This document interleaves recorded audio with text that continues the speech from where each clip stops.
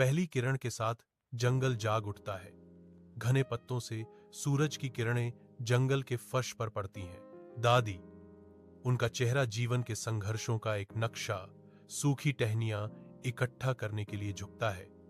उनकी पुरानी साड़ी और दागदार हाथ परिश्रम की कहानियां कहते हैं। अचानक उसकी नजर मिट्टी में एक चमक पर पड़ती है, एक छोटी सी चमक जो सूखी लकड़ी से कहीं ज्यादा का वादा करती है। वह खोदती है, एक छोटा चमकता हुआ हीरा निकालती है, जिसकी चमक उसके घिसे हुए हाथों के बिल्कुल विपरीत है। उसकी आंखों में आश्चर्य और खुशी का एक क्षणिक भाव चमकता है, जो तुरंत एक गहरी, विचारशील शांति में बदल जाता है। अपनी साधारण मिट्टी के घर में दादी टिमटिमाती लालटेन के पास बैठी हैं, जिसकी रोशनी उनके हाथ में एक चमकदार हीरे पर नाच रही है। हीरे की चमक उसके चेहरे को रोशन करती है, उसकी आंखों के पीछे पनप रहे गहरे संघर्ष को उजागर करती है। उसकी नजर अपने सोए हुए पोते पोतियों पर पड़ती है।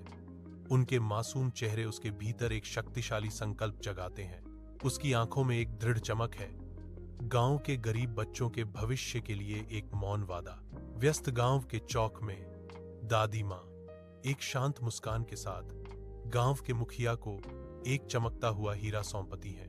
मुखिया गर्व से हीरे को ऊपर उठाते हुए घोषणा करता है, यह हीरा हमारे बच्चों की शिक्षा और हमारे गांव के विकास के लिए दान किया जा रहा है। बच्चों से खुशी और आशा की सामूहिक आह निकलती है, जिसके बाद ग्रामीणों के जयकारे लगते हैं।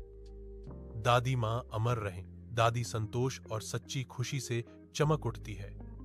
उसकी आंखें चमक उठती हैं, क्योंकि वह चुपचाप दिल के सच्चे मूल्य को व्यक्त करती है।